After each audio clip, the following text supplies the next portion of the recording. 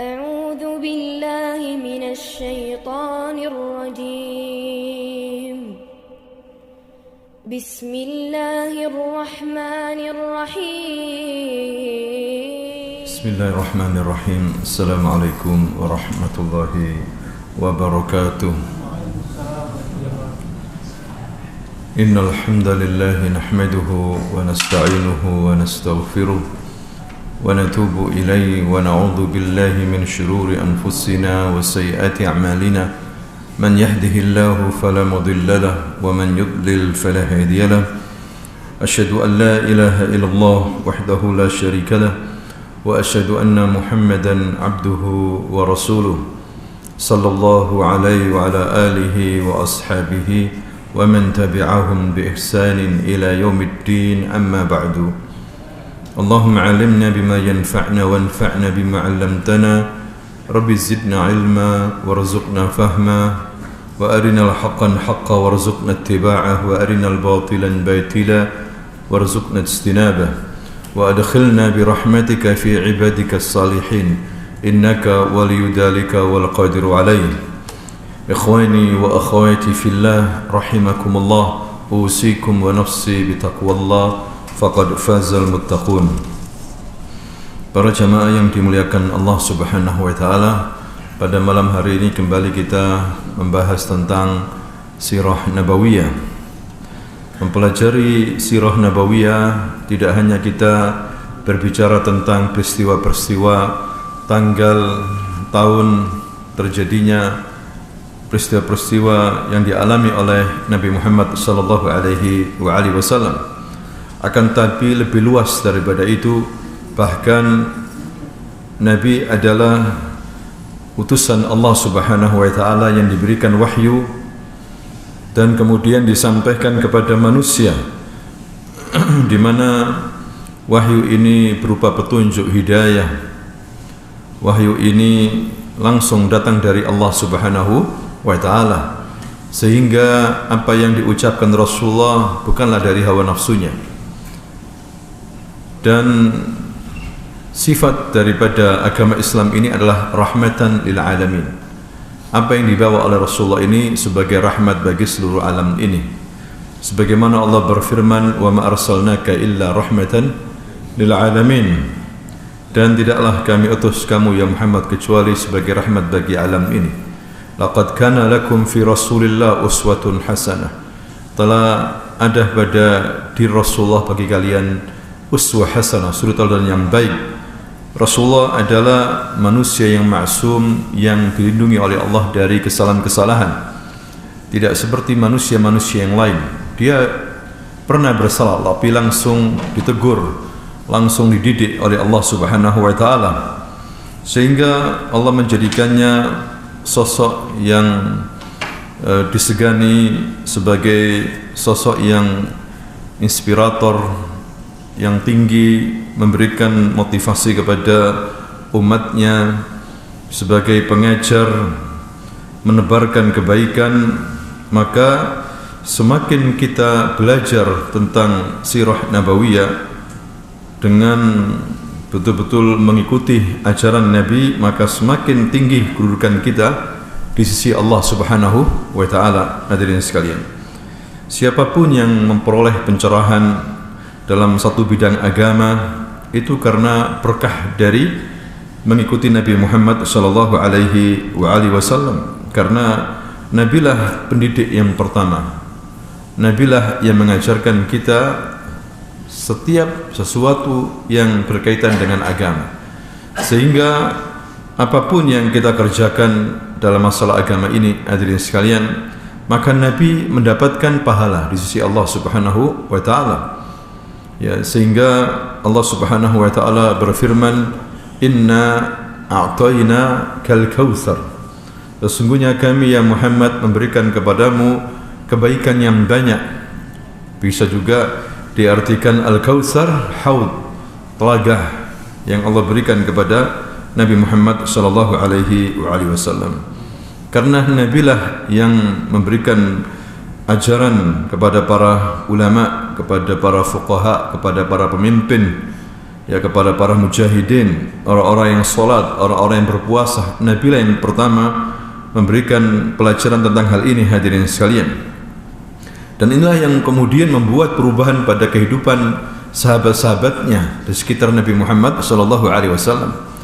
Tidak hanya merubah kehidupan mereka yang dulunya hidup di alam jahiliyah, ya kerusakan, kezaliman yang parah, menjadi manusia-manusia yang terbaik, tapi juga merubah era sejarah, ya merubah batas-batas negara gara-gara diutusnya Nabi Muhammad SAW. Ya cukup kita bagaimana kalau kita membaca sejarah Abu Bakar As-Siddiq, karena keberkahan Nabi, ya dia betul-betul memahami agama Islam ini dengan baik, sehingga Nabi SAW pernah memberikan motivasi kepada Abu Bakar yang telah beramal saleh. Hadirin sekalian, habis salat subuh Rasulullah SAW menghadap sahabat-sahabatnya dan mengatakan, wahai para sahabat, siapa di antara kalian yang puasa pagi hari ini? Hari ini siapa? Abu Bakar berkata, aku ya Rasulullah. Rasulullah bertanya lagi, siapa di antara kalian yang mengiringi jenazah pada pagi hari ini? Abu Bakar mengatakan, aku ya Rasulullah. Kemudian siapa di antara kalian yang memberi makan kepada orang miskin hari ini? Aku ya Rasulullah. Kemudian Rasul SAW bertanya lagi kepada para sahabatnya, siapa di antara kalian menjenguk orang sakit pada hari ini? Abu Bakar lagi-lagi mengatakan, aku ya Rasulullah. Ya, Umar tidak bisa berbuat apa-apa. Siapa yang habis salat subuh melakukan 4 hal ini? Habis salat subuh, berarti Abu Bakar melakukan semuanya ini sebelum salat apa? Subuh. Ya, sehingga Rasulullah mengatakan, tidaklah semua amalan itu terkumpul dalam diri seseorang, 4 amalan ini, melainkan dia akan masuk surga. Ya, dan memang benar hadirin sekalian, Abu Bakar memang berpuasa hari itu. Pagi itu dia berpuasa dan dia mengiringi jenazah, karena sebelum sholat subuh dia mendengar tetangganya meninggal dunia, maka dia mengurusi jenazahnya, menguburkannya. Kemudian dia menjenguk orang sakit. Dia mendengar ada temannya sakit, dijenguk pagi-pagi sekali sebelum subuh. Kemudian begitu juga dia ketika mau ke masjid, ada orang meminta-minta, dikasih sama Abu Bakar. Dan Abu Bakar tidak berdusta, sehingga disitulah Umar selalu kalah dengan Abu Bakar As-Siddiq. Kenapa dia melakukan seperti ini? Karena dia belajar bersama Rasulullah SAW, mengamalkan sabda-sabdanya, dan Rasul memberikan motivasi tinggi. Ya, memberikan motivasi, dia mengatakan tidaklah orang melakukan 4 hal ini dikumpulkan 1 hari, maka dia akan masuk apa? Surga. Maka tidak heran kemudian Rasulullah SAW bersabda dalam hadis riwayat Bukhari Muslim, dia mengatakan, seandainya aku mengangkat seorang kekasih, menjadikan seorang kekasih, ya, latakhattu Abu Bakar khalilah, maka aku akan jadikan Abu Bakar sebagai kekasih. Tetapi bukan kekasih sahabat, ya sahabat, karena khalil lebih dekat daripada seorang sahabat. Seandainya boleh, maka aku jadikan Abu Bakar sebagai kekasih. Sebagaimana Allah Subhanahu wa taala menjadikan Nabi Ibrahim dan Nabi Ismail sebagai Khalilullah. Kekasih siapa? Allah Subhanahu wa taala. Ini lebih tinggi kedudukannya daripada Habibullah. Ya, ada orang mengatakan Rasul siapa? Habibullah. Ya, justru Khalil lebih tinggi daripada Habib. Hadirin sekalian, Allah sudah menjadikan Nabi Ibrahim dan Nabi Muhammad sebagai Khalilullah. Khullah itu lebih dekat, lebih tinggi derajatnya daripada Habib. Tapi banyak orang salah. Kalau Rasulullah Habibullah, sedangkan Ibrahim Khalilullah. Tidaklah demikian. Dua-duanya dikatakan Khalilullah. Nabi Ibrahim dan Nabi Muhammad sallallahu alaihi wasallam. Nah, itulah Abu Bakar hadirin sekalian Dia masuk surga berkat hidayah dari Rasulullah sallallahu alaihi wasallam, maksudnya dari ajaran Rasulullah, dan Allah memberikan ilham dan taufik kepada Abu Bakar As-Siddiq. Kemudian kita menengok bagaimana Umar bin Al-Khattab radhiyallahu anhu, yang dimana Allah memberikan hidayah kepada Umar, dan Rasulullah sallallahu alaihi wasallam mengajarkan ajaran Islam ini kepada Umar bin Khattab. Bahkan dia memberikan motivasi, memberitahukan ketika waktu itu dia bermimpi, dalam hadis Bukhari Muslim, Rasulullah bermimpi meminum susu dan memberikan sisa susunya ini kepada Umar bin Khattab, dan beliau menafsirkan sisa susu itu termasuk ilmu. Sisa susu yang diberikan kepada Umar itu ditafsirkan Rasulullah sebagai apa? Ilmu. Jadi Umar mendapatkan bagian daripada ilmu-ilmu Nabi sallallahu alaihi wasallam. Ya, sehingga ketika dia menjabat sebagai khalifah, betul-betul dia sebagai khalifah yang adil, yang tegas, yang perhatian sama rakyat, ya, orang yang bertakwa kepada Allah Subhanahu wa taala, tidak memperkaya diri. Itulah kehidupan Umar bin Khattab yang telah mendapatkan keberkahan dari ilmunya Rasulullah sallallahu alaihi wasallam. Bahkan dalam hadis riwayat Abu Dawud dan Tirmidzi, Rasulullah pernah mengatakan kepada Umar, ya, ketika Umar minta izin untuk pergi haji atau berangkat umrah, kemudian Rasul mengatakan, ya Umar, la tansa, ya, jangan engkau lupa mendoakan kita di sini. Ya, wahai saudaraku Umar, jangan lupa doakan kita yang di sini. Ini kalimat, hadirin sekalian, betul-betul sangat indah, dan inilah kalimat yang sangat menyenangkan bagi Umar bin Khattab, karena yang mengucapkan Rasulullah sallallahu alaihi wasallam. Ini kalimat sering diulang-ulang oleh Umar. Bahkan kalau dibandingkan dengan isi dunia, kenikmatan dunia, katanya Umar tidak bisa mengalahkan kalimat ini. Bagaimana Rasulullah minta doa kepada siapa? Umar. Ya, jadi ini dibolehkan, hadirin sekalian, kita minta doa kepada orang yang sudah, artinya orang yang masih hidup, ya, bukan kepada orang yang sudah mati. Buktinya Rasulullah dianggap Umar sosok sahabat yang saleh, yang takut kepada Allah, ahli ibadah yang ikhlas. Maka Rasulullah mengatakan, jangan lupa doakan kita yang di sini, wahai saudaraku, ya Umar. Seperti itu. Inilah hadirin sekalian, sehingga membuat Umar ini terobsesi, termotivasi untuk selalu berjalan di atas jalan yang ditempuh oleh Rasulullah sallallahu alaihi wasallam.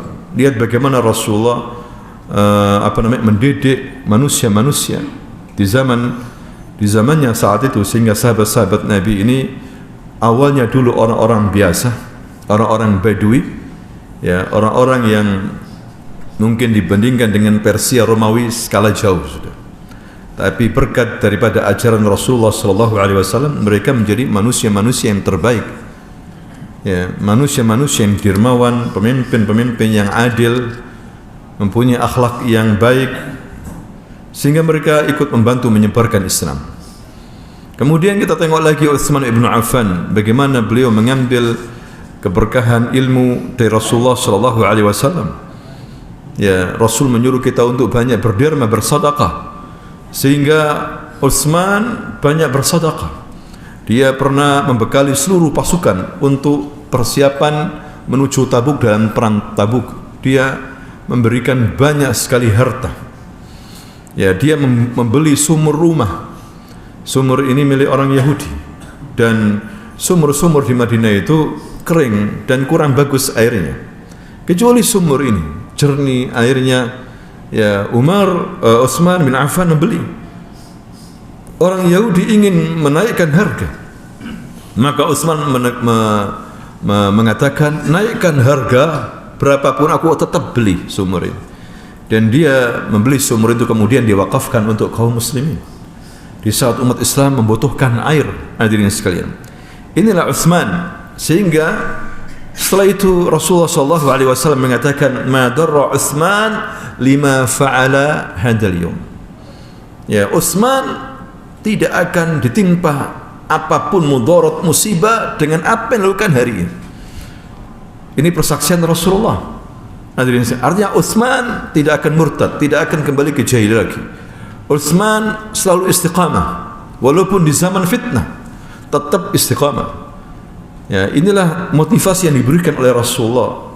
Setelah mendengar ucapan ini, Utsman semakin rajin untuk berderma, semakin rajin membantu kaum muslimin, semakin rajin beribadah kepada Allah Subhanahu wa taala. Inilah hebatnya Rasulullah, hadirin sekalian, merubah manusia yang biasa menjadi manusia yang bermartabat tinggi. Maka siapapun di antara kita, kalau kita ingin jaya, ingin sukses fid dunya wal akhirah, ingin masuk surga, ingin mendapatkan keberkahan dari Allah, ingin dicintai oleh Allah, ikutlah pesan-pesan Rasulullah, hadis Rasulullah kita ikuti. Kita baca sejarahnya. Ya, banyak orang mempelajari sejarah para tokoh-tokoh sampai mereka tahu tempat lahir negeri-negeri mereka, meneliti, menjadi peneliti yang hebat, orang penting. Tetapi dia lupa satu sisi yang besar tentang sirah nabawiyah, kehidupan Nabi. Dia tidak mempelajarinya, sehingga walaupun menjadi tokoh, mungkin dapat endal-endal profesor, doktor, tapi nggak ngerti cara sholat, nggak ngerti cara wudhu, nggak ngerti cara berpakaian yang Islami, tidak mengerti. Hadirin sekalian, tidak mengerti cara berdagang yang halal, tidak mengerti. Berapa banyak tokoh-tokoh seperti itu. Karena apa? Karena mereka tidak membaca, tidak mempelajari tentang Rasulullah Sallallahu Alaihi Wasallam. Tidak ada keberkahan, hadirin sekalian. Ya, kalau kita ingin barakah, ingin sukses, ya baca tentang kehidupan Nabi. Ya, terutama apa yang beliau sampaikan ini cahaya, nur dari Allah, hidayah, ya, petunjuk, hadirin sekalian. Kemudian kita lihat bagaimana Ali bin Abi Thalib radhiyallahu anhu, Rasul memberikan motivasi tingkat tinggi, seakan-akan memberikan maqatah kepada Ali. Mengatakan apa Rasulullah kepada Ali? Rasul mengatakan, ini laki-laki mencintai Allah dan Rasulnya, dan Allah dan Rasulnya mencintai dia. Bayangkan, begitu hadirin sekalian. Kalau kita punya teman, ya cari teman yang berikan motivasi tinggi, memberikan nasihat. Jangan cari teman yang membuat masalah. Ya, setelah bergaul sama dia pulang sedih, pulang lemes. Ya, cari teman yang bisa memberikan Anda motivasi. Lihat Rasulullah memberikan motivasi kepada Ali. Ali masih muda saat itu. Ini laki-laki mencintai Allah dan Rasulnya, dan Allah dan Rasulnya mencintai dia. Bayangkan, itu stempel mahkota langsung dari Rasulullah SAW, sehingga membuat Ali ini luar biasa, semakin kuat perjuangannya membela agama Allah Subhanahu Wa Taala.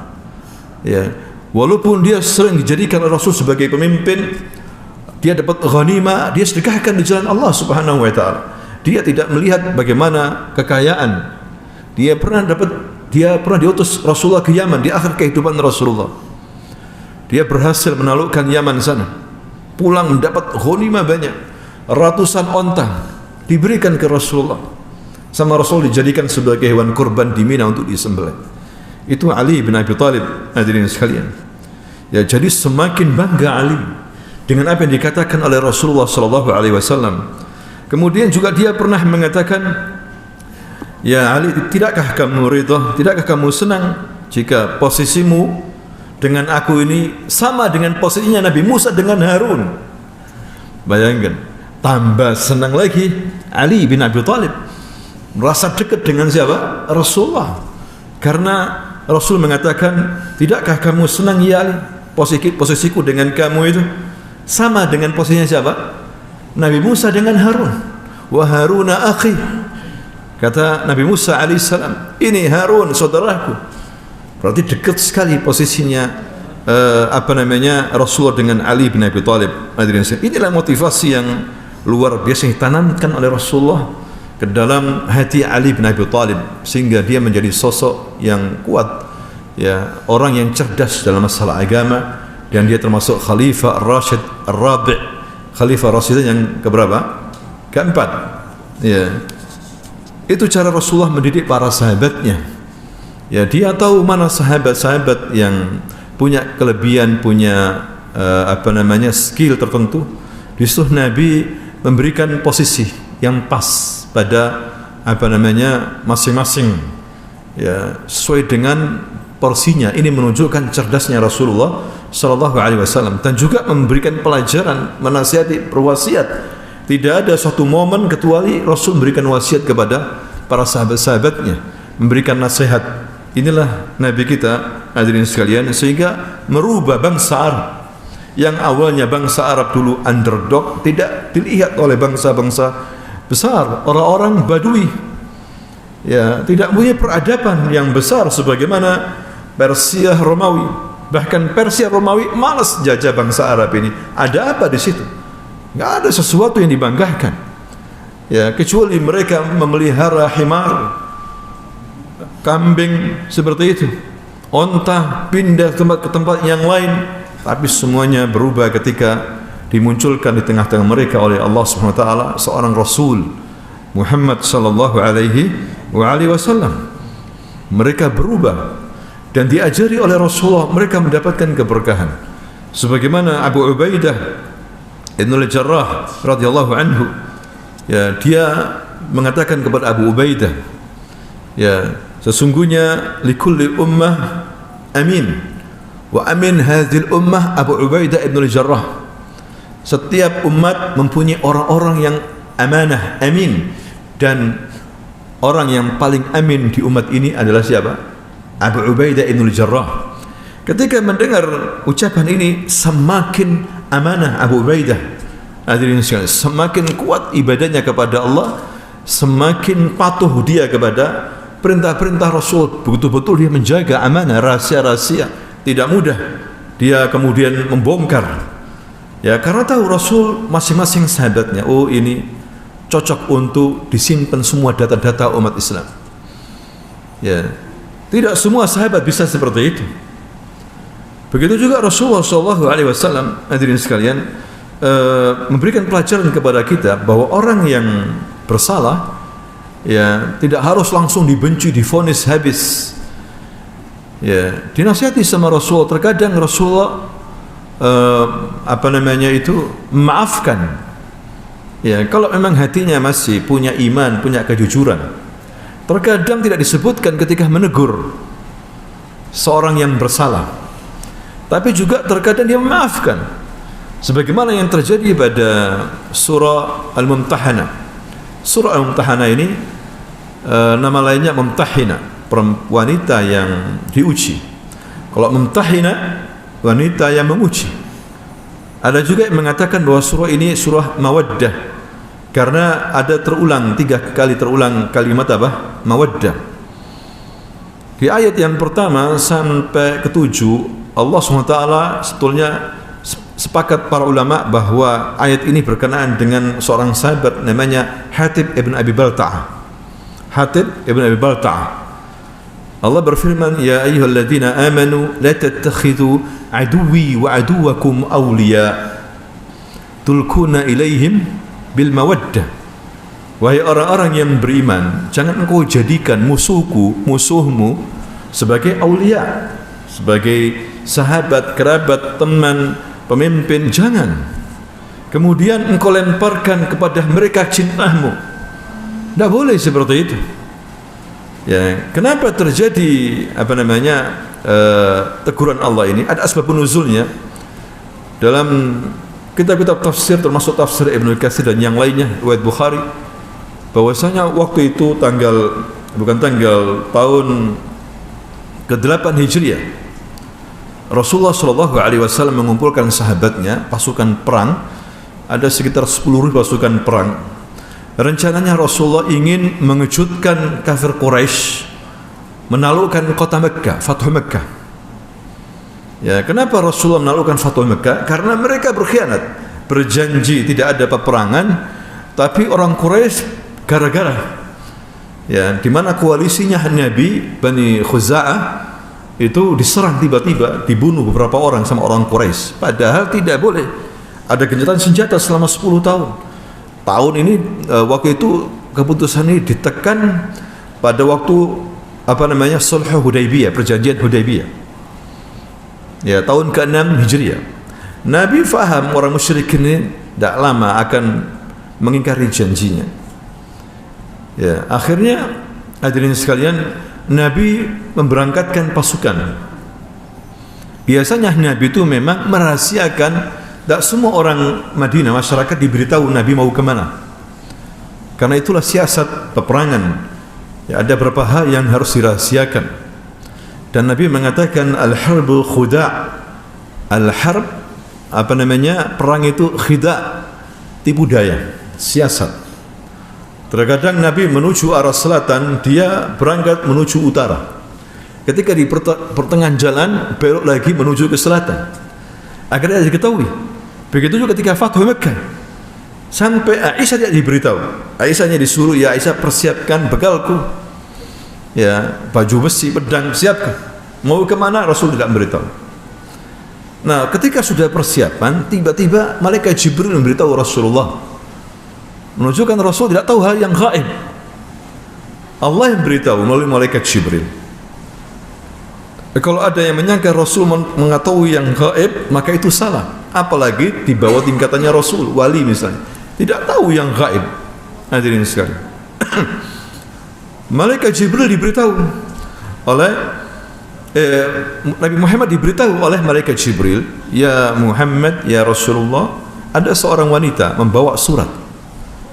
Ya, ingin memberikan ke orang-orang Quraisy. Dia sekarang sudah berada di daerah namanya Raudhah Kha. Raudhah kebun. Ya, Kha kebun Kha maksudnya begitu. Ini daerah terletak setelah miqat Madinah, Bir Ali atau Dzulkhulaifah. Setelah itu ada namanya apa? Raudhah Kha. Ambil surat itu. Maka Rasulullah menyuruh Ali bin Abi Thalib, Zubair bin Awam, Miqdad ibn Aswad radhiyallahu anhum ajma'in. Mereka langsung naik kuda cepat mengejar wanita ini. Dan benar, sampai di Raudhah Kha bertemu dengan wanita ini. Persis bagaimana yang digambarkan oleh Rasulullah. Kemudian Ali mengatakan, ya fulana, had risalah, berikan kepada saya surat itu. Saya enggak bawa surat. Mana saya enggak bawa surat? Tentunya Ali tidak mudah. Ali mendapatkan perintah dari Rasulullah. Rasul tidak mungkin berdusta. Ya kan, wanita ini akan apa? Akan membawa surat, akan berikan kepada orang Quraisy. Kata Ali mengatakan, berikan surat itu atau saya lepas semua baju. Saya telanjangi. Akhirnya diberikan. Dia naruh suratnya itu di rambutnya, mengeluarkan dengan susah payah. Akhirnya diberikan surat itu kepada Ali. Sama mereka kemudian dibawa surat itu ke hadapan Rasulullah sallallahu alaihi wasallam. Kemudian hadirin sekalian, ketika membaca surat, Rasulullah kaget. Ternyata itu surat ditulis oleh Hatib ibn Abi Balta'ah. Surat itu tertulis min Hatib ibn Abi Balta'ah kepada pemimpin Quraisy. Kaget Rasulullah. Isinya membongkar rencana Rasulullah yang akan menyerbu apa? Makkah. Maka Rasulullah memanggil Hatib ibn Ibn Abi Balta'ah dan mengatakan, ya Hatib, ma hadza?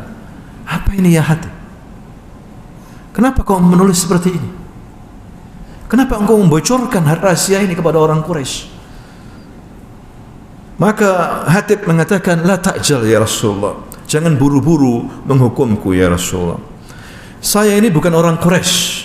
Hatib memang bukan orang Quraisy, tapi dia tinggal di Quraisy. Waktu itu dia berkoalisi dengan orang Quraisy bisnis. Ya, saya punya keluarga ya Rasulullah di sana. Ibu, saudara-saudariku. Aku ingin mengabarkan kepada orang Quraisy agar orang Quraisy berjasa kepadaku dan melindungi keluargaku. Kalau kalian orang Muhajirin punya keluarga di sana. Kalau keluargaku tidak ada hubungan. Ini bahaya, agar tak suruh keluar sudah. Selamatkan dirimu. Karena Rasulullah membawa pasukan banyak, 10 pasukan. Belum ada seperti ini sebelumnya. Rasulullah membawa pasukan yang begitu besar jumlahnya. Itu yang dikhawatirkan siapa? Hatib ibn Abi Balta'ah. Dia tidak membenci Islam, tidak membenci pasukan muslimin. Tapi dia takut keluarganya sehingga minta tolong kepada orang Quraisy dan mengabarkan berita hal ini. Maka Rasul mengatakan qad sadaq, dia benar, jujur. Ya, dengan alasan diterima oleh Rasulullah, dimaafkan. Tapi Umar tidak mau. Umar mendengar hal ini langsung mengatakan, ya Rasulullah, da'li azrib unuq hadzal munafiq. Biarkan aku ya Rasulullah, aku penggal lehernya orang munafik ini. Itu kata siapa? Umar bin Khattab radhiyallahu anhu. Kata Rasulullah, jangan ya Umar, tidakkah engkau tahu Allah bersaksi kepada ahli Badar, Hatib ibn Balta'a ini ikut serta dalam perang Badar. Tidakkah kamu tahu Allah bersaksi kepada ahli Badar dan mengatakan, ya ahli Badar i'malu ma syi'tum qad ghafartu lakum. Wahai ahli Badar, berbuatlah kamu sesukahmu, aku sudah ampuni kamu. Ahli Badar, peperangan Badar ini peperangan yang sangat menentukan, perang yang besar bagi sejarah umat Islam. Hadirin sekalian, bahkan Allah mengatakan Yaumul Furqan, Yaumul Taqal Jam'an, dikatakan Yaumul Furqan, hari pembeda antara ahlul haq wa ahlul batil. Ahlul haq Rasul dan kaum muslimin, ahlul batil orang-orang kafir Quraisy. Jelas sekali perang itu, bukan perang sesama umat Islam, tidak. Jelas peperangannya itu. Dikatakan Yaumul Furqan, dan orang yang terlibat dalam perang Badar itu namanya disandarkan dengan Badri. Hatib ibn Abi Balta'a Badri. Ya, kalau perang-perang yang lainnya tidak. Misalnya orang yang terlibat, siapa yang terlibat dalam perang Uhud dikatakan Uhudi? La. Orang yang terlibat dalam perang Khandaq atau Ahzab dikatakan Ahzabi? La. Kecuali Badr. Huwa Badri. Itu sudah keistimewaan. Apalagi sama Allah diampuni. Walaupun salah bagaimanapun diampuni oleh Allah Subhanahu wa taala. Makanya masih dikatakan orang beriman. Allah mengatakan, ya ayyuhalladzina amanu la tattakhidhu aduwwi wa aduwwakum awliya. Masih dikatakan orang beriman, hai orang-orang yang beriman, kan begitu, janganlah kamu menjadikan musuhmu itu, mereka itu sebagai awliya. Tulkuna ilaihim bil mawaddah, kamu berikan cintamu kepada mereka. Apakah itu iman? Makanya setelah kejadian ini Allah turunkan surah apa? Mumtahana. Ini asbabun nuzulnya. Ya, mereka itu orang-orang kafir yang jahat. Tidak boleh kita berikan cinta kita kepada mereka. Maka setelah mendengar ini Umar menangis. Kenapa Umar menangis? Karena Umar juga termasuk yang ikut serta dalam perang apa? Badar. Umar juga ingin mendapatkan keutamaan. Umar aja enggak bersalah seperti itu, ya. Apalagi yang lain juga sama, hadirin sekalian. Orang yang salahnya diampuni oleh Allah. Seperti Hatib bin Abi Balta'a, diampuni sama Rasul. Tidak langsung kemudian dihukum pengkhianat kamu, penggal kepalanya. La. Dia jujur. Dia tidak memusuhi umat Islam. Dia memikirkan keluarganya yang di Mekah. Dia bukan orang Quraisy. Dulu hadirin sekalian, ini begitu pentingnya nasab. Ya. Orang itu punya nasab, punya suku, itu harus dirawat dengan bagus. Ya, karena ini penting untuk saling melindungi. Satu suku, siapa? Oh, dia nggak mampu, dibantu rame-rame sukunya, yang paling bertanggung jawab itu keluarganya. Ya, di Quraisy masing-masing suku-suku punya kampung-kampung. Yang susah yang tidak punya suku. Itu susah sana itu. Seperti yang terjadi pada siapa? Hatib ibn Abi Balta'a. Pernah juga terjadi orang Yaman datang ke mana? Ke Mekah dari suku Zubaid. Ya, orang Zubaid. Dia datang ke Mekah berdagang. Jual beli sama tokoh Quraisy, Al-As bin Wa'il kalau nggak salah itu ya. Nakalan ini Al-As bin Wa'il ini. Dia tokoh orang kaya. Setelah barang diambil, fulus tidak dikasihkan. Ini orang Zubaid ini miskin, dia dari Yaman, nggak punya siapa-siapa. Akhirnya dia mengeluh ke siapa? Nggak ada. Akhirnya dia naik ke Jabal Abi Qubais. Biasanya kalau ada apa-apa teriak-teriak di Jabal Abi Qubais sebagai pengumuman atau apa begitu, dipakai Jabal Abi Qubais. Langsung dia teriak baca syair, baca ini sedih. Saya ini dari Yaman, nggak punya keluarga, tapi saya dizalimi di sini. Saya dizalimi, wallah saya dizalimi. Ya, fulan bin fulan. Akhirnya orang-orang Quraisy melihat, kasihan miskin orang ini, nggak punya keluarga. Ya, melawan ini tokoh, punya orang banyak. Hadirin sekalian, tolong lindungi saya. Tapi karena kebaikan orang Quraisy, padahal mereka jahiliyah itu. Ya, Nabi waktu itu belum diutus sebagai Nabi Rasul, masih usianya belasan tahun. Akhirnya mereka bersepakat rundingan, bermusyawarah di rumahnya Abdullah bin Jada'an, seorang tokoh kaya Quraisy. Rasul ikut di situ.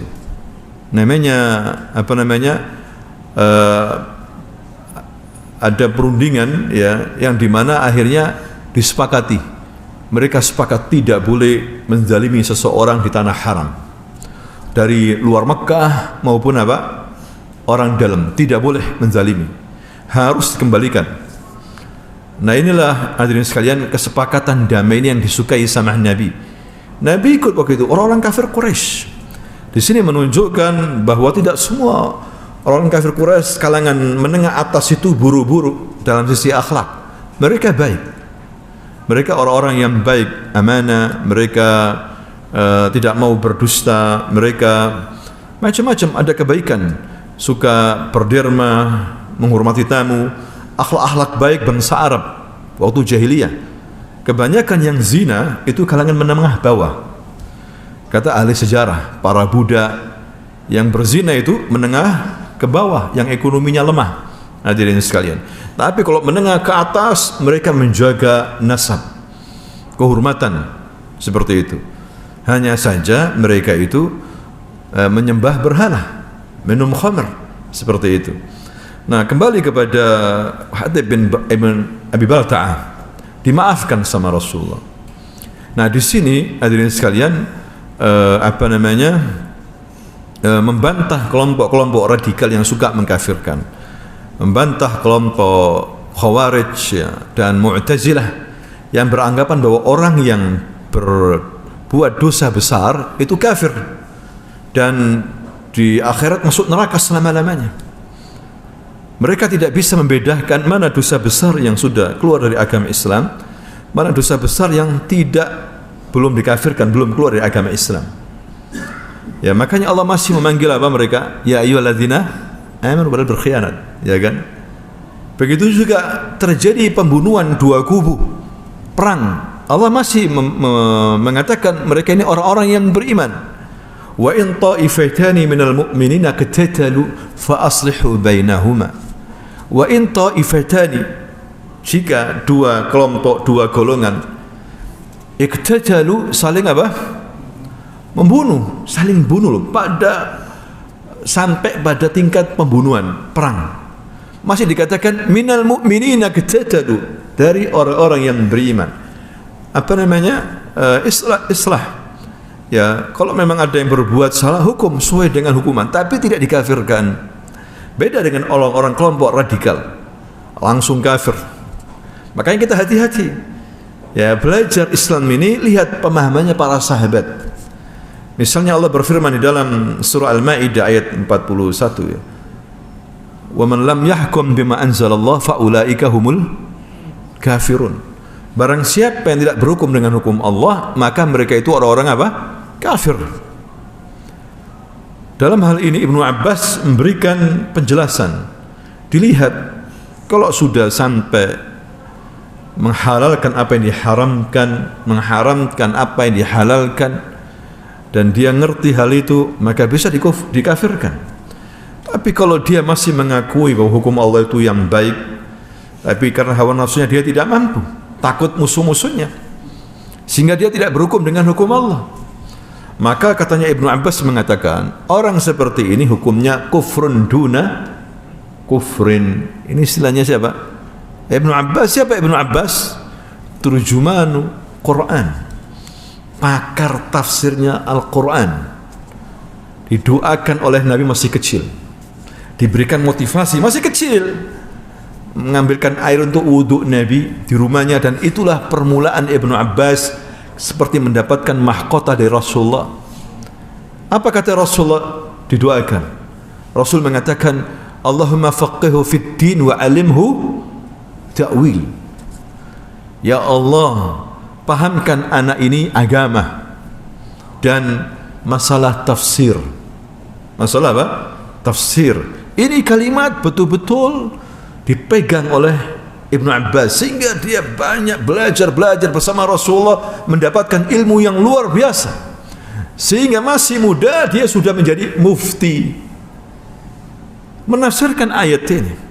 Kalau orang-orang yang berpaham Khawarij, Mu'tazilah, siapapun pemimpin Islam tidak berhukum dengan hukum Islam, berhukum dengan hukum tauhid, kafir, darahnya halal, boleh dibunuh, boleh dibom. Ya, begitu buru-buru, tidak boleh seperti itu. Lihat Ibnu Abbas, kufrun duna kufrin. Dilihat dulu hadirin sekalian. Jadi Ibnu Abbas menjadi mufti. Ya, waktu itu haji di zaman Ali bin Abi Thalib. Waktu itu dia pergi haji sama rombongan umat Islam banyak sekali. Waktu zaman Utsman, ya, ketika Utsman dibunuh itu dia rombongan pergi haji bersama kaum muslimin. Perjalanan dari Madinah menuju Mekah waktu haji. Itu Ibnu Abbas membacakan surah Al-Baqarah dan tafsirnya. Mengajari jamaah waktu itu surah Al-Baqarah apa? Tafsirnya. Sehingga kesimpulan yang hadir di situ para sahabat, wallahi seandainya orang-orang Yahudi Nasrani hadir ketika Ibnu Abbas menjelaskan tentang tafsir surah Al-Baqarah, mereka semuanya akan masuk Islam. Mereka semuanya akan masuk apa? Islam. Luar biasa penjelasannya Abdullah Ibnu Abbas dalam masalah surah apa? Al-Baqarah. Dari mana Ibnu Abbas mendapatkan ilmu ini? Rasulullah sallallahu alaihi wasallam. Dapat doa dan keberkahan dari Rasulullah sallallahu alaihi wasallam. Hadirin sekalian. Nah, itulah Rasulullah sallallahu alaihi wasallam membangun umat, memberikan motivasi. Anda ketemu sama anak, jangan ngomong lantur. Ngomong yang baik-baik, bisa jadi ini doa. Masya Allah ya walad, Allah yarhamuka, Allah yu'allimuka yahfaduka. Semoga Allah menjaga kamu, semoga Allah berikan kamu ilmu, ya, wa yu'tika rizq, berikan rezeki. Begitu seharusnya. Lihat Rasulullah. Hadirin sekalian, ketika bertemu dengan siapa? Zaid bin Thabit, maka Rasul mengatakan apa? Afradakumul Zaid bin Thabit. Yang paling pintar di antara kalian dalam masalah faraid siapa? Zaid bin Thabit. Maka dia menjadi orang yang sangat tenar dalam masalah apa? Faraid. Ya, begitulah Rasulullah memberikan motivasi hadirin sekalian. Kemudian juga Rasul pernah mengatakan kepada Ubay bin Ka'ab, dipanggil ya Ubay, begini, Allah menyuruh saya, memerintahkan saya untuk membacakan surah Al-Bayyinah kepadamu. Kaget Ubay. Allah ya Rasulullah menyuruh kamu untuk membacakan surah Al-Bayyinah kepadaku. Iya ya Ubay. Apakah Allah menyebut namaku secara khusus? Naam ya Ubay. Ubay menangis langsung terharu. Gimana Ubay bin Ka'ab diperintahkan Rasulullah oleh Allah untuk membacakan surah Al-Bayyinah kepada siapa? Ubay. Terharu luar biasa. Sehingga sejak saat itu Ubay, hadirin sekalian, membaca Quran, mendalami Quran, menghayati Quran, sehingga dia menjadi qurra di antara sahabat yang paling bagus bacaannya, yang paling pintar dalam masalah tajwid dan yang lainnya. Terus dia membaca Al-Quran karena kena motivasi siapa? Rasulullah sallallahu alaihi wasallam. Begitu juga Abu Musa al-Asy'ari pernah dipanggil, ya Abu Musa, sesungguhnya kamu itu diberikan salah satu keindahan daripada keindahan suaranya siapa? Nabi Dawud. Langsung Abu Musa al-Asy'ari tambah semangat membaca Al-Quran. Ya, pernah Rasulullah melintasi rumahnya, tidak mengetuk pintu, berhenti sampai pagi, sampai subuh, mendengarkan bacaan yang dibaca oleh Abu Musa al-Asy'ari. Indahnya suaranya. Ya, kata Rasulullah, tadi malam saya mendengar kamu membaca Quran. Saya ada di depan rumahmu, ya Abu Musa. Kamu ya Rasulullah di depan rumahku, kenapa kamu gak masuk? Tidak, saya suka aja dengar suaramu. Wallahi ya Rasulullah, kalau saya tahu kamu mendengar bacaanku, aku akan baguskan lagi bacaanku. Kata siapa? Abu Musa al-Asy'ari. Benar, karena dia suaranya indah. Hadirin sekalian, katanya bagian daripada suaranya siapa? Nabi Daud. Nabi Daud kalau membaca kitab Zabur, burung pun semuanya berhenti. Akhirnya mati mereka. Karena apa? Merasa sama dengan Nabi Daud, merasa ikut dalam menghayati apa? Nabi Daud. Semua burung, kemudian gunung, pohon-pohon, semua khusyuk mendengarkan suaranya siapa? Nabi Daud. Ya, ini menunjukkan hadirin kitab suci ini barakah. Siapapun yang membacanya barakah, apalagi Al-Quran. Ya, dan ini juga sebagai petunjuk bagi kita semuanya agar perhatian sama apa? Al-Quran. Tidak hanya itu, Rasulullah SAW juga hadirin sekalian memberikan motivasi kepada Khalid bin Walid ketika sudah masuk Islam. Khalid ini pemimpin peperangan, komandan peperangan, tidak pernah kalah sebelum Islam maupun setelah masuk Islam. Kalau perang tidak pernah kalah. Siapa ini? Khalid ibn Walid. Suatu hari Rasul memanggil Khalid dan mengatakan, ya Khalid, ni'mal abdu, anta ni'mal abdu, anta sayfun min suyufillahil maslul. Kamu hamba Allah yang baik, dan kamu pedang dari pedang-pedang Allah yang tajam. Katanya siapa ini? Rasulullah SAW. Maka sejak saat itu Khalid, Masya Allah, malah melintang perang. Hadirin sekalian, jarang tinggal di Madinah, malah melintang sebagai komandan pasukan, memerangi orang-orang Persia, memerangi orang-orang Romawi. Luar biasa. Ya, kalau dalam hal Al-Quran ada sendiri, imam ada sendiri. Tapi kalau komandan perang, Rasul selalu mempercayakan kepada Khalid ibn Walid. Jadi orang-orang yang memang punya spesial khusus diangkat sama Rasulullah SAW. Dan Rasul tidak pernah salah dalam memilih pegawainya atau utusannya pada porsinya masing-masing, dan diajari dan diberikan motivasi oleh Rasulullah SAW. Nah, ini pelajaran bagi kita hadirin sekalian. Walaupun Bilal mantan budak kulitnya hitam, ketika masuk Islam dirangkul sama Rasul, diajari, diberikan amanah untuk azan karena suaranya lebih bagus, lebih keras daripada yang lainnya. Bilal kemudian diberikan motivasi oleh Rasulullah, ya Bilal, aku mendengar sandalmu, suara sandalmu di surga. Kaget Bilal, aku mendengar suara sandalmu di surga ya Bilal. Apa yang kamu kerjakan ya Bilal, kok kamu seperti itu? Rasul tidak tahu. Tidak ada ya Rasul, tidak ada yang aneh yang aku kerjakan. Hanya saja saya ini kalau habis wudu, saya ini sholat 2 rakaat, sholat tahur. Ini yang Bilal membuat kamu itu masuk apa? Surga. Bilal. Akhirnya sejak saat itu Bilal rajin sholat. Sebelum azan udah di masjid dia untuk menjadi apa? Azan, tukang azan. Dan begitulah hadirin sekalian, Rasulullah mencetak para pemimpin-pemimpin, para ulama di kalangan para sahabat, sehingga mereka kemudian menyebarkan agama Islam ini ke seluruh penjuru yang jauh. Wallahu ta'ala a'lam bisawab. Subhanakallahumma wa bihamdika asyhadu an la ilaha illa anta astaghfiruka wa atubu ilaik. Assalamualaikum warahmatullahi wabarakatuh.